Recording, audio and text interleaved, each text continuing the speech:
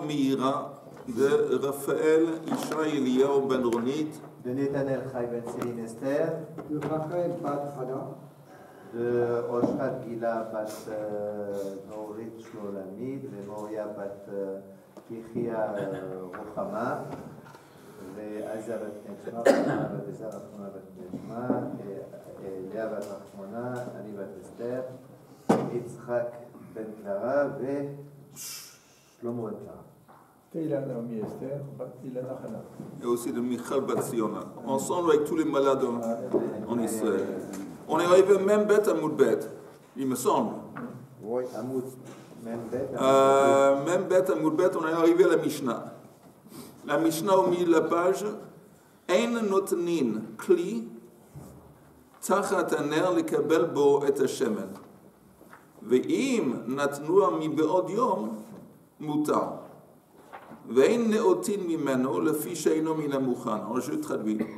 On n'a pas le droit, le Shabbat, de placer une assiette, un bol, en dessous d'une bougie pour recevoir peut-être des gouttes d'huile qui sont en train de couler de la bougie, qui tombent par terre. On n'a pas le droit de mettre une assiette pour recevoir les gouttes d'huile qui tombent, qui coulent de la bougie. On ne peut pas faire ça le Shabbat. Oui, on va voir pourquoi. Ve'im natnua mi be'od yom. Mais si on avait placé ce bol en dessous de la bougie avant que le Shabbat commence, il n'y a pas de problème. Mutar. Ve'ein neotin mimeno lefi she'eino min hamukhan. On ne peut pas profiter de cette huile qui se trouve dans ce bol. Même si tu as mis le bol, tu as placé l'assiette avant Shabbat, il y a de l'huile qui est dans l'assiette, tu ne peux pas l'utiliser, en profiter le Shabbat, parce que c'est mukse. Maintenant, je vous propose de regarder la Mishnah, de le Rashi dans la Mishnah, qui dit Ein notnin b'Shabbat, au début de la Mishnah Rashi, Ein notnin b'Shabbat kli tachat haner. Lekabel bo shemen hametaftef, pour recevoir l'huile qui est en train de couler, meshum de shemen muksehu. Vekesavar ein kli nital b'Shabbat, elle est tzorech davar hanital. Une explication Rashi qui donne que tu ne peux pas transporter un cli seulement pour quelque chose que lui-même on peut transporter. Ça veut dire tu ne peux pas transporter un cli pour servir pour quelque chose qui est mukse. Tu peux transporter un cli pour quelque chose si la chose en question elle est transportable. Sinon tu ne peux pas. Ça c'est une explication. Et l'autre explication qui est plus connue, Inami que ça va assur le batel kli meheichano. Tu ne peux pas annuler un cli de son utilisation. Ça veut dire quoi? Qu'une fois que les gouttes d'huile tombent sur l'assiette, tu ne peux pas reprendre l'assiette. Parce que l'assiette, maintenant, elle devient un récipient pour des mukse. Et tu ne veux pas transporter l'assiette. Alors, c'est comme si tu es en train d'annuler le cli de son fonctionnement. Et ça aussi, c'est une deuxième explication pourquoi c'est interdit. Que ça assure le batal kli dans le Rashi, kli meichano, leoshiv kli, b'makom shlo yuchal od litlo, misham. D'ave ke kovea lo makom, ou mechabo betit. Parce que c'est comme si, en effet, tu le collais au sol. C'est comme si ce cli, tu le collais au sol. Et vedam et le malacha. Et c'est comme une espèce de malacha. Vekli ze, meshi yipol bo hashemen, hamukse, yi asur le taltelo. J'ai dit parce que ce cli, le moment que l'huile commence à tomber dessus, il devient un récipient, une base pour le mukse, qui est l'huile. Et tu ne peux pas le transporter. Alors, tu es en train d'annuler le cli dans son fonctionnement. Et c'est comme si tu le colles au sol, et ça c'est interdit. Il y a deux explications données pourquoi tu ne peux pas faire ça le Shabbat. La veille, ça va. Ok, on arrive à la Gemara. Amar Rav Chisda, Afal pi she'amru, ein notnin kli tachat tarnegolet lekabel beitzata. En dépit du fait, Rav Chisda, c'est Rav Chisda qui a dit, en dépit du fait qu'on ne peut pas placer un bol sous une poule pour recevoir l'œuf qui va pondre, aval, Kofé alea kli shelo tishaver. Mais tu peux, oui, poser un cli sur l'œuf une fois qu'il a été pondu, pour le protéger, pour faire en sorte que les gens ne vont pas piétiner dessus. On va devoir expliquer pourquoi. Tu me dis que tu ne peux pas apporter un cli, le poser sous la poule pour recevoir l'œuf, mais tu peux, oui, prendre un cli et le couvrir sur l'œuf une fois qu'il a été pondu. Pourquoi la distinction? Amar Rab, Maï ta'ama de Rav Chisda. Quel est le raisonnement de Rav Chisda? Kesavar, Tarnegolet asuya lehatil beitzata be'ashpa. Les poules, normalement, ils pondent leurs œufs dans une ashpa. Ashpa, c'est une espèce d'endroit où il y a des détritus. Des ordures, des détritus. Oui. Mais dans la cour, comme ça, il y a des détritus. Les poules, souvent, ils vont là-bas pour pondre des œufs. Ouais. Et là-bas, il y a un danger que les gens vont piétiner dessus. Ve'eina asuya l'hatil beitzata b'makom midron. Mais ce n'est pas courant qu'une poule va pondre un œuf sur une pente. Une pente. Parce qu'apparemment, ce n'est pas un truc évident, ce n'est pas très normal.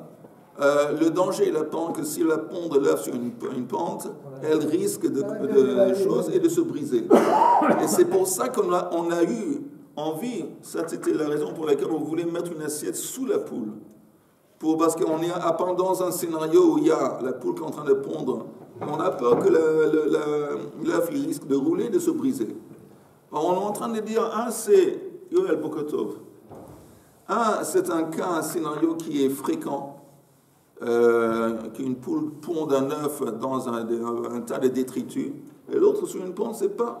Et la Gemara dit, et c'est l'explication de Rabba. Il continue, il dit Vehatsala mitsuya hitiru, vehatsala she'ina mitsuya lo hitiru. Hatsala, sauvegarder. Pour sauvegarder quelque chose qui a besoin d'être sauvegardé, Mitsuya, qui est un truc fréquent, ça a été permis. Pour faire un acte pour sauvegarder dans un scénario qui est plutôt rarissime, ça c'est interdit. Ça c'est l'explication de Rabbi pour Rav Chisda. Il dit pourquoi tu me dis de mettre une assiette sous la poule pour recevoir l'œuf, c'est interdit. Tandis que transporter un cli pour reposer, pour couvrir l'œuf une fois, ça c'est permis. Parce qu'il dit c'est deux scénarios différents. Mettre sous la poule, on est dans un scénario sur la pente.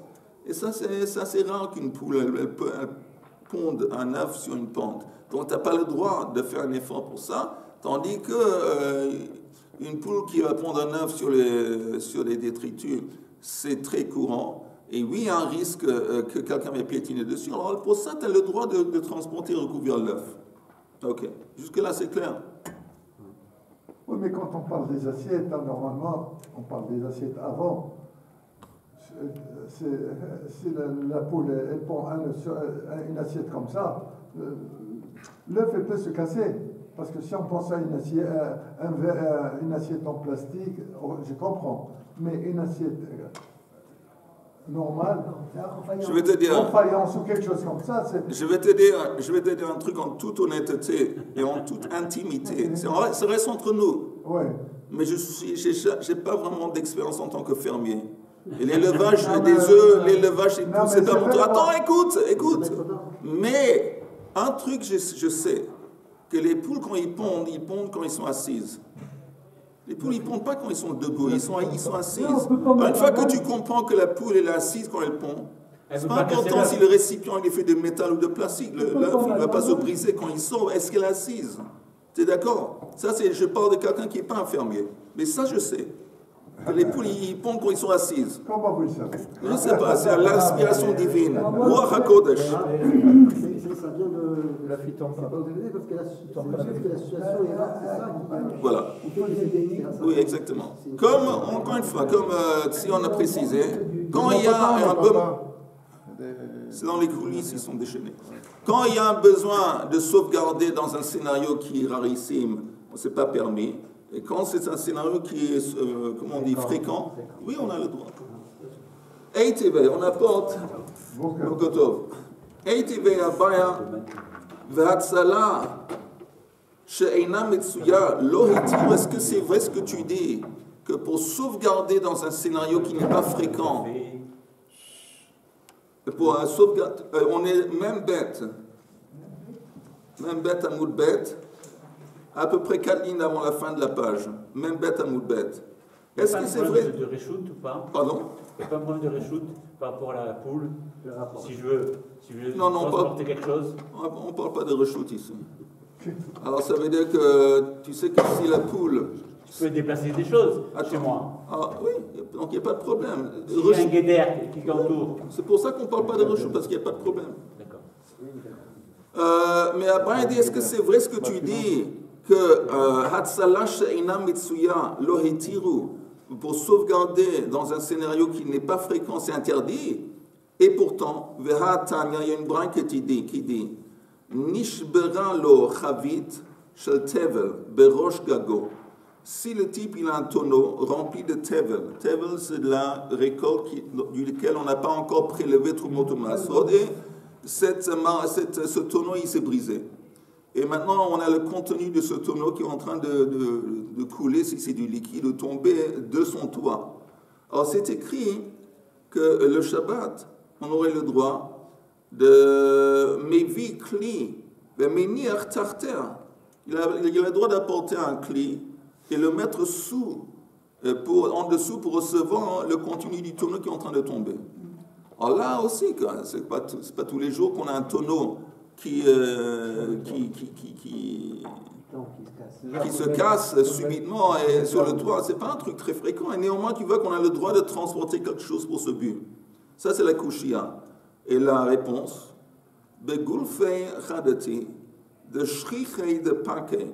On parle de tonneaux qui sont nouveaux, et bizarrement, mais les tonneaux qui sont tout nouveaux, oui, apparemment, il y a plus de tendances qui se brisent. Apparemment, avec l'utilisation, les tonneaux, en les utilisant, ils se renforcent. Mais un truc tout nouveau, il est plus apte à se briser. Et comme ça, ça rentre en catégorie d'un accident qui est fréquent. Donc, c'est pour ça que c'est permis. Et il y avait une autre tentative de l'akshot. Et il y avait notnin kli tachataner le kabel nitsutsot. Alors, ici, c'est écrit qu'on a le droit de mettre une assiette sous une bougie, pas pour recevoir de l'huile, mais pour recevoir des étincelles. Disons qu'il y a des petites étincelles de temps en temps qui alors, il peut mettre un bol en dessous pour recevoir les étincelles.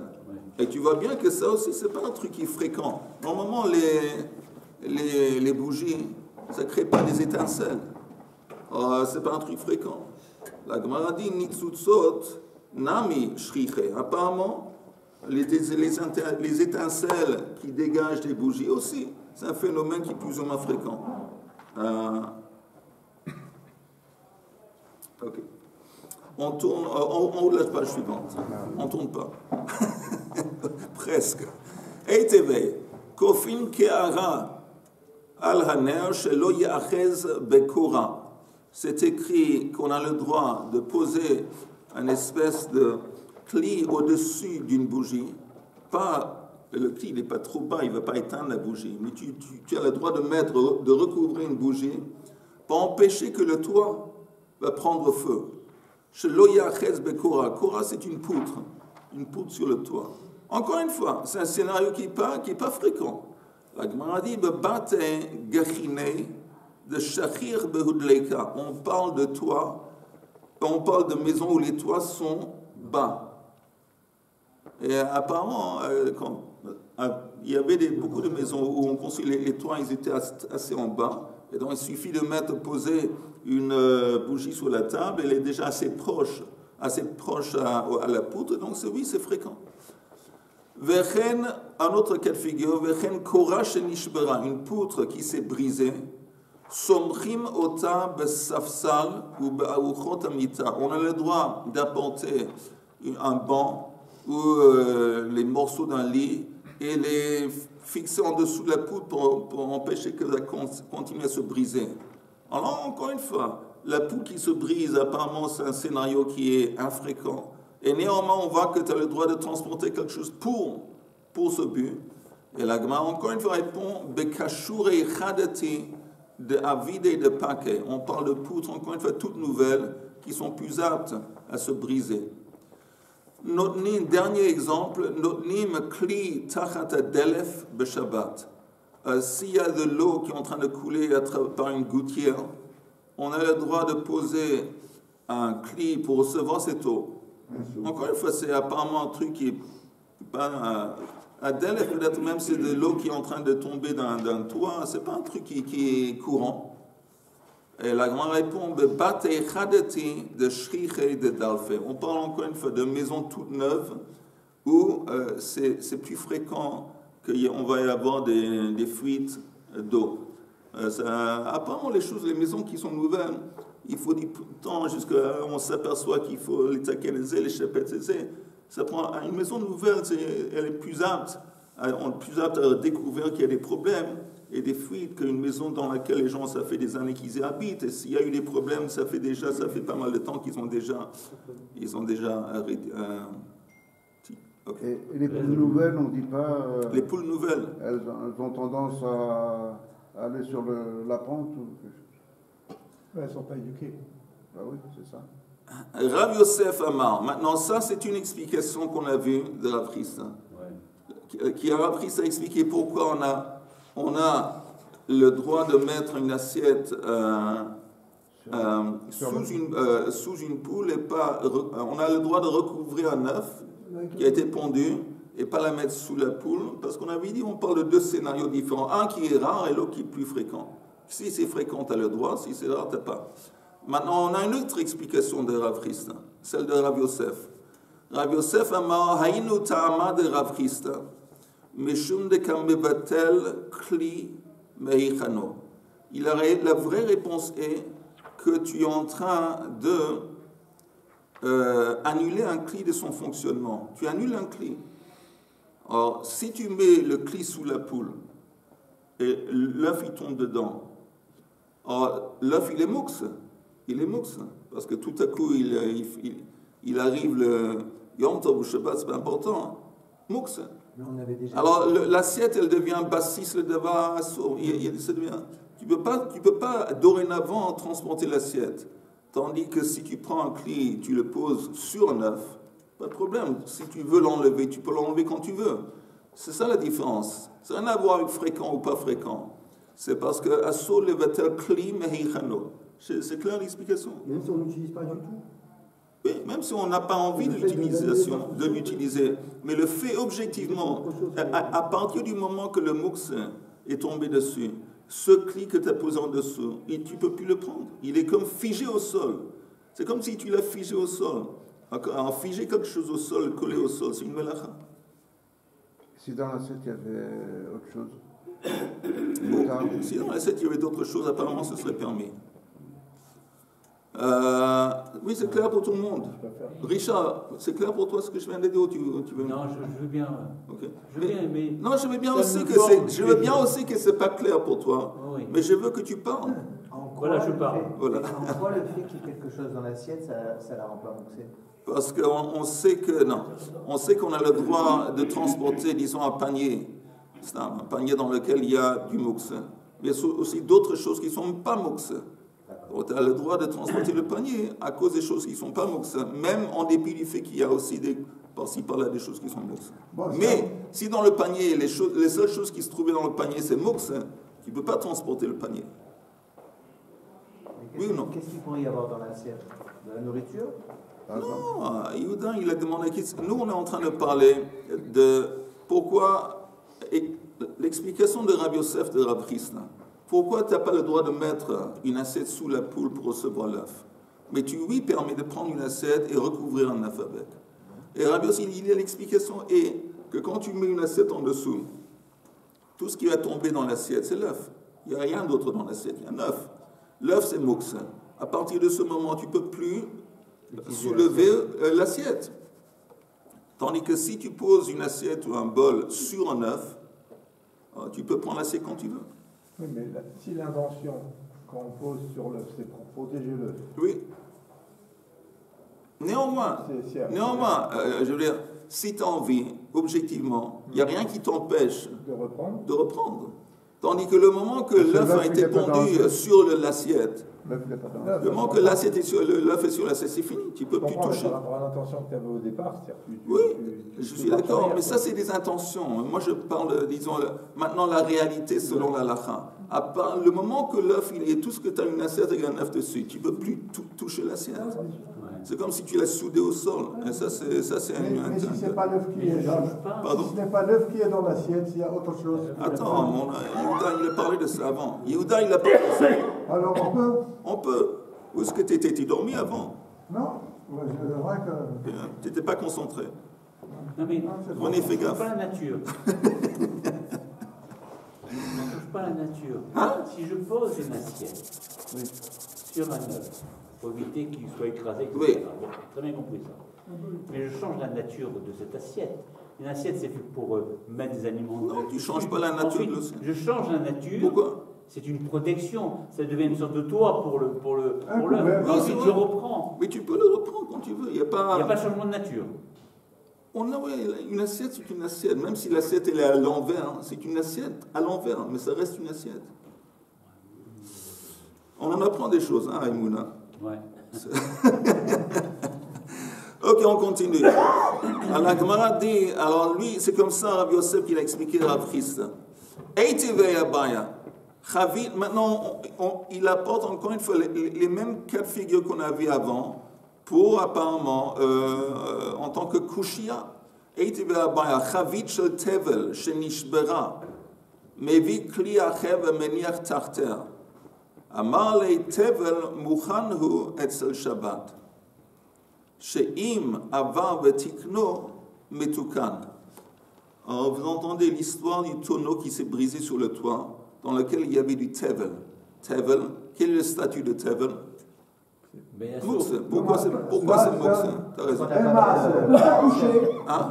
C'est plus masse. On n'a pas fini le maaser. Il n'y a pas de masse. Voilà, on ne peut pas le manger. Comme on ne peut pas le manger, alors il est inutilisable, c'est comme une pierre. C'est mukse. Mais il y a un chidouche ici. Donc il dit, tu vois bien qu'on peut... Tu apportes un récipient pour recevoir le tevel qui tombe d'en haut du toit. Mais maintenant, tu vas annuler le récipient parce que dorénavant, tu vas plus pouvoir, tu entends Richard, tu vas plus pouvoir transporter le cli. Alors, et néanmoins, on voit que c'est permis. Et la réponse est fulgurante et choquante que tevel, en fin de compte, c'est pas intrinsèquement mukse. Pourquoi Ah bon? on dit que c'est du tevel qui... En partie. Pourquoi on dit que c'est du tevel? Parce que c'est écrit dans les mots. Qu'est-ce qui se passe aujourd'hui? C'est écrit tevel. Non, mais d'accord. Mais quoi? C'est un bon début. Ok, alors, vous êtes en France ce matin. C'est une bonne semaine. Ça commence pas du Ça tout en anglais. ça s'annonce bien. Alors, il dit comme ça, tevel, c'est très intéressant qu'il n'est pas intrinsèquement mukse. Pourquoi il n'est pas intrinsèquement mukse? Si quelqu'un venait à du tevel et il faisait quelque chose qu'il n'a pas le droit de faire, il prélevait les trumot masrot, on pourrait, oui, manger la récolte. Donc on voit bien que c'est pas un truc, voilà, c'est à toujours, intrinsèquement, on ne peut pas le bouger. Si quelqu'un avait prélevé les masrot pendant le Shabbat du tevel, le tevel, oui, on peut le bouger. Donc c'est pas mukse, c'est intrinsèquement. Donc tevel, c'est un cas à part. C'est pour ça qu'on a le droit d'apporter un récipient, un truc pour recevoir le tevel qui tombe. C'est clair? Oui ou pas? On peut faire le maaser pendant Shabbat, pendant Yom Tov. Non, on a, ni Yom Tov, ni Shabbat. On n'a pas le droit de prélever tout le monde au Masot. Mais si néanmoins, il y a quelqu'un qui l'a fait, il a transgressé, il ne savait pas que c'est interdit, il l'a fait. Bon. Alors on a le droit de manger ces fruits. On ne dit pas, tu sais, bon, les fruits, ils sont mukse, on ne peut pas. Non. Ils étaient interdits, on ne peut pas les manger, ces fruits. Mais le moment que quelqu'un fait ce qu'il n'aurait pas dû faire, il prélève les trumot ou masrot, oui, on peut les manger. Donc, ce n'est pas un truc intrinsèquement mukse. Pendant Shabbat, Pendant Shabbat. Pendant Shabbat. les manger pendant Shabbat. Oui, pendant mon Shabbat, on peut les manger. Donc on peut profiter de quelque chose qui vient d'une faute Oui. Le fait qu'il est prélevé. Parce que, vous savez, l'interdiction de prélever, c'est un interdit des rabbanan. Ah, c'est le prélevé pendant Shabbat, c'est l'avéram, c'est pas C'est une transgression, mais c'est un interdit des Rabbanan. Midoraita, il n'y a pas de problème de prélever Trumot ou Masrot. À cause de Tikkun Kli, les Rabbanan ont dit que ça ressemble à un Tikkun Kli. Tikkun Kli, c'est-à-dire avant tu avais un ustensile qu'on ne pouvait pas, qui n'était pas utilisable, maintenant tu as fait un truc, tu l'as rendu utilisable. Même chose quand tu prélèves la récolte était inutilisable, maintenant elle devient mangeable et utilisable. C'est comme Tikkun Kli. Mais comme c'est seulement un histoire de Rabbanan, si quelqu'un d'autre l'a fait, lui, bon, il a transgressé, mais ça ne va pas empêcher aux autres de pouvoir en profiter. Donc c'est pas vraiment moxe. Si on fait le maaser pour nous-mêmes, Oui. Shabbat, Oui.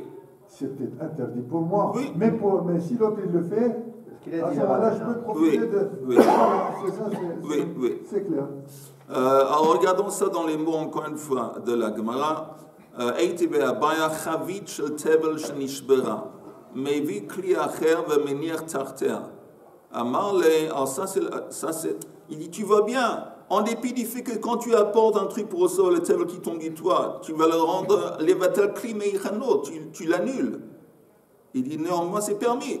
La réponse est Amar le tevel muchanhu etzel Shabbat. Tevel, c'est pas considéré comme mukse.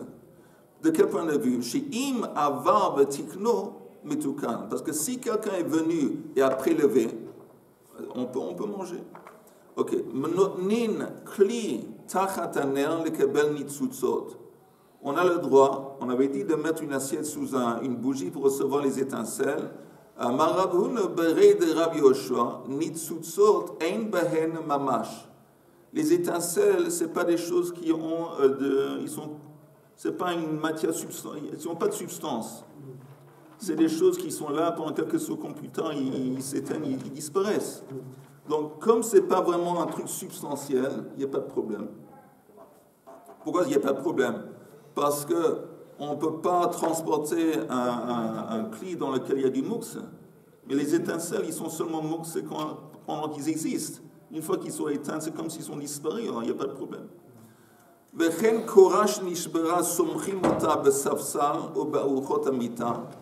On avait dit ça aussi, comment tu vas expliquer? Le moment que tu mets le banc, tu vas dresser le banc pour supporter la poutre qui s'est brisée, tu as annulé le banc.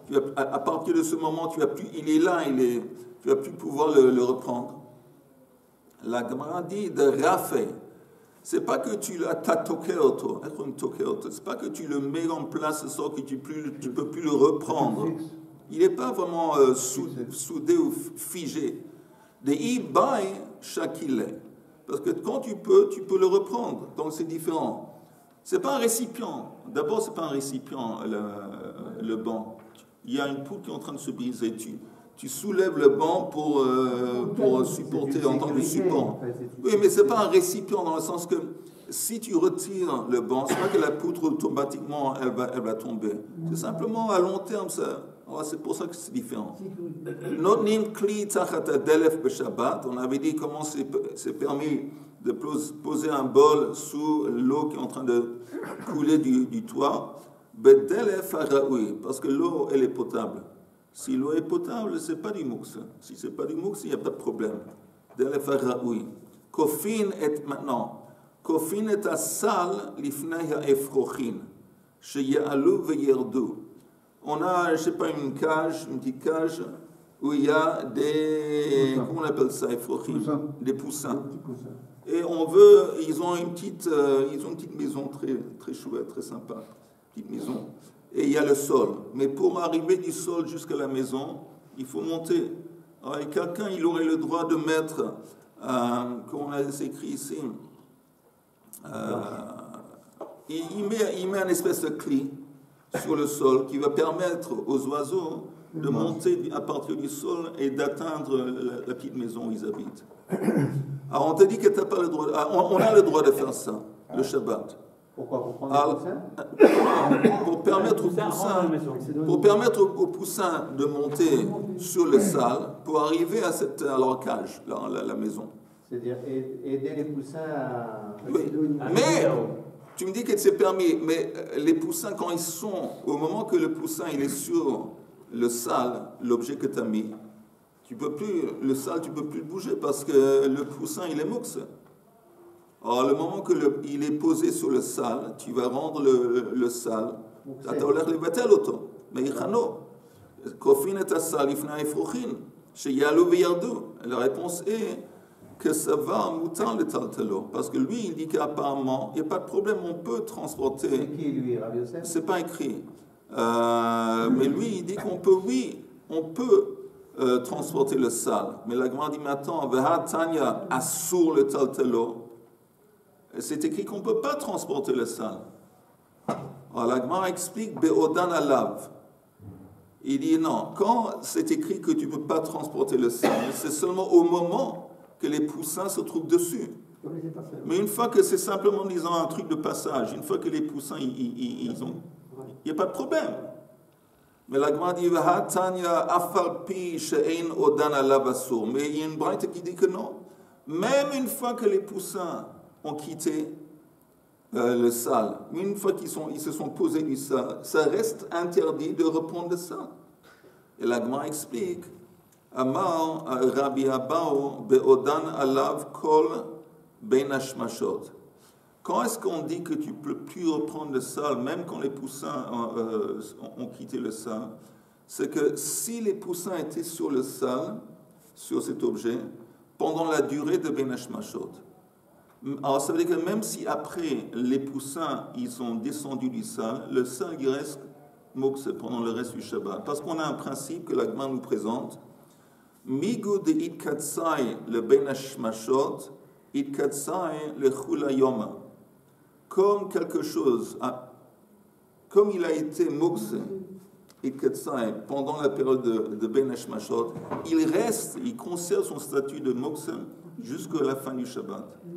En quelque sorte, Ben Hashmashot, c'est à partir de cette période de temps qu'on attribue un statut à un objet, il est ou mokse ou pas mokse. S'il était mokse pendant Ben Hashmashot, même si la raison pour laquelle il est mokse a quitté, a disparu pendant le Shabbat, c'est pas important. Comme c'était mokse Ben Hashmashot, ça reste mokse jusqu'à la fin de la journée. Tandis que si pendant Ben Hashmashot, disons ce sal, il n'était pas mokse, il n'y avait pas de poussin qui était dessus. Et un peu plus tard, pendant le Shabbat, il y a des poussins qui se posent dessus. Alors tu ne peux pas prendre tant que les poussins sont dessus. Mais une fois que les poussins ils sont vents, tu peux le prendre. Mais de toute façon, le panier, enfin le cli, là, oui, le sal. On le met durant Shabbat. Oui. Donc, Ben Hashmashot. Non, on parle d'un cas où il les a mis. On a plusieurs cas de figure qu'on nous a proposés, mais avant le Shabbat. Avant le Shabbat. Quand on dit que même quand les poussins ne sont pas dessus, tu ne peux pas les prendre, on dit que dans quel scénario on se trouve, que tu as placé le sal avant le Shabbat. Ben Hashmashot, il y avait des poussins sur le sal, même si après ils ne sont plus là, c'est fini, c'est cuit. Maximum, tu fais comme ça, tu tapes et tout ça va. Mais même si tu tapes, ils s'en vont et tu prends le papier. Quand est-ce que tu tapes? À quel moment est-ce que tu tapes? Pendant le Shabbat? Oui, après ils sont tous là-bas, Shabbat. Je tape, ils s'en vont. Et quand est-ce que tu as... Mais moi, ce qui m'intéresse énormément dans cette histoire, c'est qu'est-ce qui s'est passé pendant la période de Ben Hashmashot. Qu'est-ce qui se passait sur le sal? Il n'y a rien. Le panier, ils n'étaient pas dedans, les poussins. Ok, très bien. Ils n'étaient pas dessus. Non. Ah, tu as raison. Et j'en sais rien que ça change. Non, ça change. Si j'ai vu qu'ils y étaient... Disons que tu ne compliques pas la vie inutilement.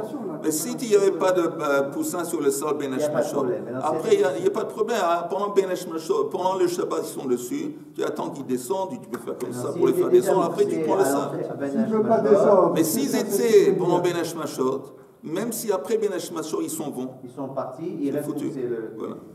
Le principe, et ça vaut la peine d'apprendre ce principe pour être professionnel. Pour ceux qui veulent être professionnels, c'est quelques mots, on apprend ça, on fait comme ça ça fait professionnel. Oui. Pour les étincelles, si on allume une bougie avant un Hashmashot, et qu'il y a des étincelles qui tombent sur le récipient il est mixé pendant tout le Shabbat. Oui. Tu parles d'étincelles, la même chose. Il a fait. Que si on est en train de faire une précision importante, on avait dit les étincelles, On peut transporter l'assiette qu'on a mis pour recevoir les étincelles parce que Ein Bezema Machoud, ils n'ont pas de substance. Mais si pendant Benesh Mashot, il y avait des étincelles qui tombaient dessus, et si ils étaient restés en place pendant la période de Benesh Mashot, même si après ils disparaissent, c'est foutu. Si.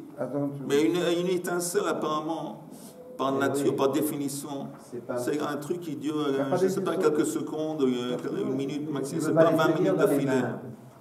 C'est quelque chose que tu ne peux pas prendre dans la main. L'œuf, tu peux le prendre dans la main. L'étincelle. Tu ne peux pas prendre l'œuf dans la main, il est mox. C'est de l'air. L'œuf, tu ne peux pas. C'est pas consistant. C'est pas de l'air, parce que je te propose d'essayer de... Tu ne l'as pas vu. Non, tu le vois, une étincelle. Il y a une étincelle, et tu vois, et ça tombe. Alors, si sur le coup, tu mets ton pouce dessus, ça risque de faire mal un petit peu. Oui. Non, c'est tout. Le moussé, on avait dit c'est des rabanan. Oui, c'est rabanan. Et Benesh Mashot aussi, c'est des rabanan. Je ne sais pas si c'est des rabanan dans le sens qu'il y a un principe que ça fait que des oraït, c'est le khum. Que Benesh Mashot, on ne sait pas si c'est 20 minutes, ça fait partie du jour précédent ou du Shabbat. Mais de toute façon, c'est pas le Shabbat même. Oui, disons que tu as raison, que c'est un des rabanan. Alors quoi? Alors bon, c'est des rabanan sur des rabanan, malgré tout, on interdit.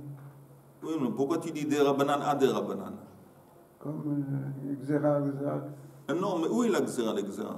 Il y a une Xera qui est le Moutse. Oui.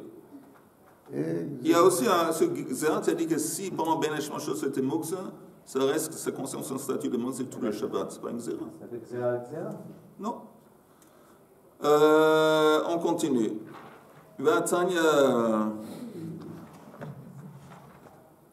Amar Rabbi Yitzchak, כשם שאין נותנין כלי תחת תרנגולת לקבל ביצתה, כך אין כופין עליה כלי בשביל שלא תישבר. Rabbi Yitzchak, il est encore plus mahmir.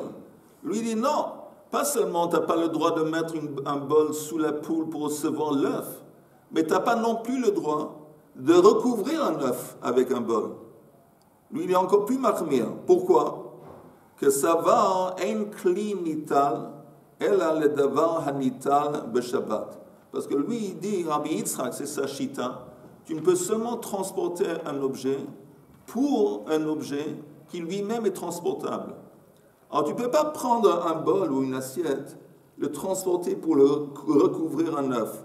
Parce que l'œuf, il est moukse. Tu n'as pas le droit de transporter le truc pour le... Alors, la Gemara dit, Meitivei kol hanei tuvta.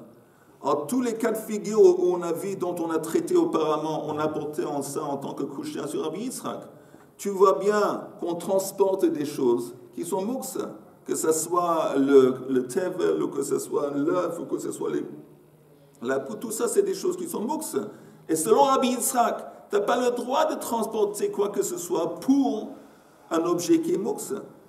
Et la réponse est, Veshane, on répond, Betsarik limkomo. On a besoin de l'endroit où se trouvait l'objet. Alors là, Rabbi Yitzchak, c'est d'accord. Disons le bol. Si tu as eu besoin de l'endroit où était placé le bol, tu as le droit de le soulever. Tu as besoin de l'endroit. Donc, de trouver l'œuf. Attends. Toi, Rabbi Yitzchak dit, tu ne peux pas prendre un bol et le transporter pour recouvrir un œuf. Parce que tu es en train de transporter un cli pour quelque chose qui est intransportable, qui est moukse. Tu n'as pas le droit. Mais, si, disons, l'endroit où tu as placé ton bol, Sur la table. tu as besoin de cet endroit pour, je ne sais pas quoi, pour faire quelque chose. Tu as le droit de soulever le bol. Maintenant qu'il est dans tes mains, même selon Rabbi Yitzchak, tu aurais le droit de le poser où tu veux. Alors, Rabbi Yitzchak, c'est comme ça qu'il répondrait à tous ces cas de figure, où apparemment on transporte des choses pour Mouksa. Dans tous ces cas, on peut dire qu'on parle d'une situation où on a eu besoin de l'endroit sur lequel était posé l'objet qu'on a pris, et une fois qu'on l'a soulevé, on peut le poser où on veut. Et l'assiette? Même avec le tout mouxé? Oui, même On peut avec... placer les deux, l'objet non mouxé avec le mouxé? Non. C'est juste l'objet non mouxé? Non, c'est juste l'objet qu'on veut transporter pour servir en tant que récipient pour le mouxé. Pas récipient. Parce que pour une assiette sous la poule, non. Ah, non, t'as raison. Sous la poule, non, parce qu'il y a un autre problème. Mais Rabbi Yitzhak, il dit pas seulement ça, mais tu ne peux pas le poser dessus. Oui, je sais. Voilà. Alors quand il parle de le poser dessus. En tant qu'un récipient, il y a un problème à part. Rabbi Yitzhak serait d'accord avec ça. Bassis le débat assourd. Mais à part ça, il est encore plus marqué. Lui, il interdit même de mettre un truc dessus.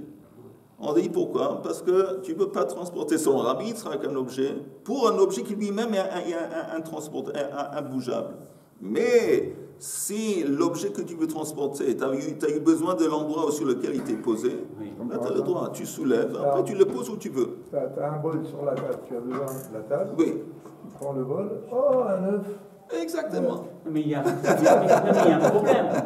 Il y a deux problèmes. Oui. On a résolu peut-être le premier problème, à savoir que le bol, s'il est posé sur une table, très bien, je peux le soulever, bon.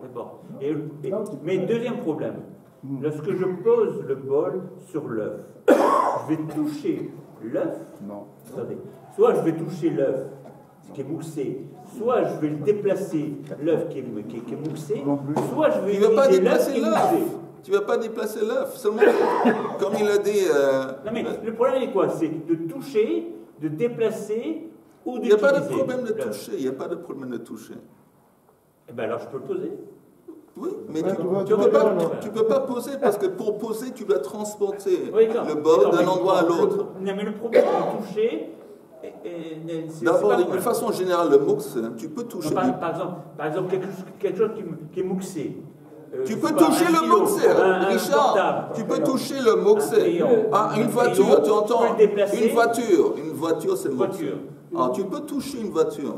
Quand tu le Shabbat, maintenant, à partir d'aujourd'hui, chaque Shabbat, tu vas pouvoir aller dans la rue et tâtonner les voitures. Parce que tu as appris que tu peux toucher les voitures. Mais tu ne peux pas transporter. Mais tu ne peux pas transporter la voiture. Le mieux, c'est que tu le mets dans la poêle et tu le prends. Monsieur, bonne journée, Hanouka Sameach. Il n'y a rien de la parachute de Shavua?